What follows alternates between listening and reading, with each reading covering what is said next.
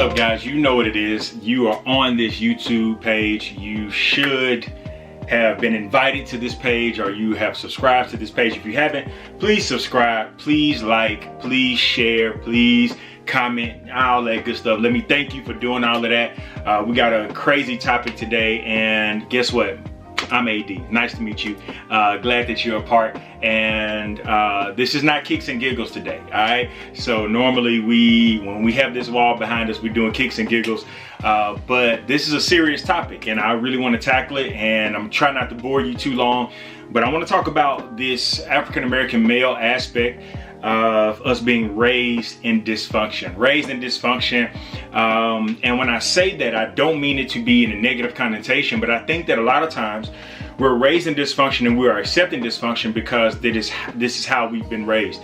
You know, I did a video when I was talking about dating and talking about it's complicated, and I can't really share from my perspective and say this is everybody's life, but I can share from my perspective and say that it's my life. And so really, this whole video, I'm going to allow you into my world, but I'm going to be very transparent and be very honest about certain things that I believe that happens to majority of African American men, that when we get a certain age, now we are caught in a cycle that we're trying to break, or caught in the mentality that we're trying to destroy, and we're confronted with the idea that maybe I have more expertise with dysfunction than I do wholeness, and maybe I have more time with dysfunction than I have with trying to live out my life holistically. And for me, you know, the number one question that I get is that, why are you single? Why aren't you married? Why haven't you tied the knot yet? Why don't you have any birth kids? Those that know, I adopted a daughter by the name of Adrian, and she's absolutely amazing, and I love her with everything in me. But I get that question a lot, and I am oftentimes plagued with the idea that maybe, just maybe, I have been raised not from my mother, because my mother, I think, did an amazing job with me. I think the great things about me are the fact are at the hands of my mother. And I think that my father, in his in and out and his inconsistencies in my life, birthed an inconsistency that was not taught, but that was learned. I believe that in leadership and in life, all across the board, there are certain things that we're taught, and there are certain things that are caught. There are certain things that are taught, and there are certain things that are caught. And what I mean by that is that it's certain things that somebody doesn't have to teach you, you just automatically pick up on and you begin to live in. I remember when I was a young boy, I would get around like my uncles or older figures that I looked up to, or my dad's friends, and you know, stuff like that. And they would ask me all the time, you know, how many girlfriends do you have? And I'll be like, you know, well, I got one girlfriend. And they'd be like, what is wrong with you? How come you only have one? And I believe that a lot of us in the African American culture and community, we are raised with this same, and if men can be honest, even on this video, can be honest, a lot of us were raised in that same mentality. That if you had one woman, they would ask you, what is wrong with you? You know, why do you have one? And I think that it is grooming a generation of African American men or African American boys that will potentially be men to almost groom us in a level of dysfunction. So when we're younger, it is the chase of getting, of obtaining, controlling, whatever it may be. And then all of a sudden, when we reach a certain age, we're supposed to snap out of it. And it doesn't work that way. We, you know, women on the other hand, and I know, you know, this may create some type of dialogue and banter. All I'm asking is, you know, you don't have to agree with me, but don't disrespect me. That's all I'm asking. But women on one hand may be raised from the aspect of that they're raised to be wise, that they're raised to save themselves. They're raised to, you know, when they're raised, they have dolls and they play house and they look forward to marriage. But we're raised, depending on your upbringing, I'm not saying everyone, but we're raised from the idea that marriage is something you do when you reach a certain age, when you're tired of playing the field, or you're tired of being a player. Then that's when you want to be married, or that's when you get married. And I think that what happens a lot of times is that because we're not raised to be husbands. We're raised to be men. We're not raised to be husbands, we're raised to be men. And every man has a different depiction of what a man is. So a lot of times we're raised to just provide and have fun, do what needs to be done. But all we want is, the house, the car, the clothes, what can we obtain, without obtaining true love, without obtaining true transparency, without obtaining vulnerability. And it has hindered us in the level of vulnerability. So because of how I was raised with the idea of how many girls you got, and it created something in me. Now, for those of you that know me, this is going to be a refresher for some, and for those that just follow my page, or you just learning this, I was touched wrong by a man at 13. I was molested by a woman at 13 as well, and it threw me in a spiral, right? It threw me in a spiral of me trying to understand what my sexuality is, and trying to understand that what in me made another man comfortable that he wanted to touch me. And so what it did, it threw me in the idea that I need to have sex with as many women as I can to prove that nothing is wrong with me. Now, we're in a day and age now where people can question sexuality and do all of this type of stuff, and people can just say whatever they want to say with no facts, no proof or anything, and then all of a sudden everything about you is questioned. That's the culture and day and age that we live in.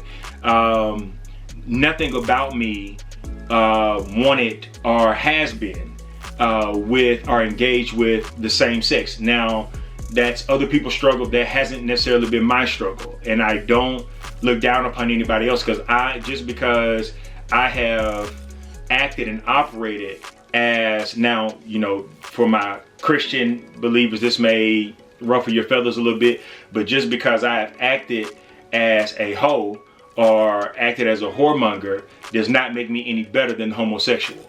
It's just homosexuality hadn't been my struggle, but whoremongering has. And I think that when we're raised a certain type of way, we're just expected that when we reach a certain age, it's supposed to say, oh, you know what? I'm mature now. I can just cut that off now. And when you have more experience with dysfunction than you do wholeness, you're always going to lend your time, your effort, your energy towards the lens of dysfunction. And what is this video really getting to? It's shedding the light on a lot of men that have been raised in an area of dysfunction, and then they so happen to come across a woman that is patient with them, to see them through all of their dysfunction, all of their issues, all of their shortcomings, and look past their past and say, you know what? I love you because I see this in you. And I think that we're at a place now to where you're going to have to confront your levels of dysfunction on your own. And some of those dysfunctions people are going to be able to handle, and some of those dysfunctions some people aren't going to be able to handle. And I am just growing to a place where I am being more open about my levels of dysfunction, and who it bothers, and who it doesn't. And as long as you are okay with your reality and can look yourself in the mirror and say, you know what? I'm not perfect. I haven't made all the right decisions. I haven't done everything right. But also at the same time, I refuse to live in an abyss of not knowing who I am, or fearful of living in the truth of who I am any longer. And this is where I am. I am challenging our levels of dysfunction. And how am I challenging that? I'm challenging that through my counseling, where I am a believer. I believe in Jesus Christ. I believe in the redemptive power of Jesus Christ. I believe that God can change anybody. I honestly believe that. But also at the same time, I believe that in the process of him changing us, we also have to do the due diligence of the hard work of us walking through the process of the emotional healing and all the things that it takes for us to become everything that we need to become. And so in the process of me believing that Jesus can change me, Deliverance is one thing, but healing is another thing. Deliverance is where I have an encounter with God and he delivers me, right? But then I have to become whole, that I have to walk through the process with a counselor. And I'm not putting my dysfunction on anybody else. It's not anybody else's responsibility to make sure that I'm whole. And it is my responsibility to make sure that I'm whole. And so if you're going to address your levels of dysfunction, if you're going to look at yourself and say, this is the area where I need to grow up in, or this is the area where I am where I'm trying to grow the most, then you're going to look at yourself and say, this is a challenge for me to become the best that I can for me, so that my future can welcome me with open arms. And I am just really just trying to engage with you, because I'm telling my story, but I'm saying, your story, your story is going to be different from mine. But there are a lot of us that was almost raised through certain words and through certain conversations and through certain lingos and colloquialisms, like the colloquialism of how many girls you got. Something as simple as that can throw us in the spiral of being raised in dysfunction. It can create a pursuit in you that is not whole, that is not healthy, and that is not becoming to your future. And so what I've encountered is that I've encountered certain people, but then I've encountered some amazing people in my life. I've dated some amazing people in my life, but because I was emotionally unavailable, then it became a deterrent to who that or what that relationship could have been. All because I had learned how to give of my body, but not of my mind, not of my heart. It just became a perpetual thing that I continue to see. And so in this era of my life now, or in this area of my life now, I'm like bought into challenging myself to deal with my levels of growth and my levels of dysfunction. And I am challenging all of our African American men that if you are a mentor, if you are a father, if you are anything, that we change the verbiage that we give to these young boys that are growing up. I think that we need to change the narrative to say, yes, save yourself. Don't go out here and do what I did. Please, don't throw yourself into the abyss or the mentality of you feeling like you need to do this or do this or do this to become a man. And I don't try to over spiritualize this channel a lot, but I read the Bible, and there is a scripture in 1 Corinthians chapter number 13 that literally Paul talks about love, and he writes what love is, but then he gets to the end of it and then he says, when I was a child, I thought as a child, I spoke as a child, I understood as a child, but when I became a man, I put away childish things. And it combated the mentality of manhood that I've always had all my life. That I always thought that I was a man by the stuff that I got. I was a man by what I acquired. I was a man by if I got the house, if I got the car, if I got the shoe collection, if I got whatever, all of these material things, that made me a man. But Paul challenged that idea. He says, you're not a man by what you get, you're a man by what you put away. And when I put away the fact that I was raised through trying to fit into certain people's ideas of what manhood was, because we are perpetuating a habit through generations, because they got that verbiage from the past generation. And when I put away the idea that I became a man by how many women that I had or the things that I did, and is it still challenging? Yes. Is it still hard? Yes. Do I meet with my counselor every week? Yes. But do I believe that there is somebody out there, even if you have the same story that I have, do I believe that there's somebody out there that's going to hear all of your flaws, hear all of your issues, and still love you and love you beyond it? They're going to see the potential in you, and watch this, they're not going to pervert your potential, and they're not going to manipulate your story. They're not going to use your story against you. They're not going to bring up the past. They're not going to bring up your growth areas. I believe that there's somebody that's present that's going to legit love you for you, and be able to hear all of your entire story. And some people ain't even gonna want to know your past story. They're gonna be like, you know what, if it ain't affecting you now, I don't even care. I love you all the same. And so I am just challenging you with the idea that we're not men by what we get, we're men by what we put away. And I'm challenging all of our African American men that we change the verbiage for this next generation, that our children, our little brothers, our sons, our nephews will be raised in a way that is pleasing not just to God, but that is pleasing to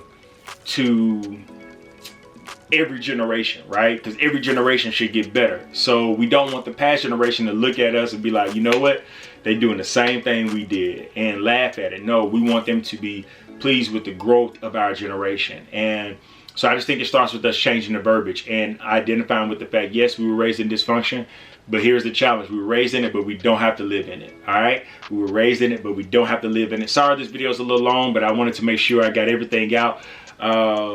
Yeah, send this to somebody, encourage somebody, and especially African American men. We're in a day and age right now where respect amongst African American men is at an all-time low. And men, I'm telling you, you may not agree with what I'm saying, but I'm telling you, man, that stuff don't even matter. I love you.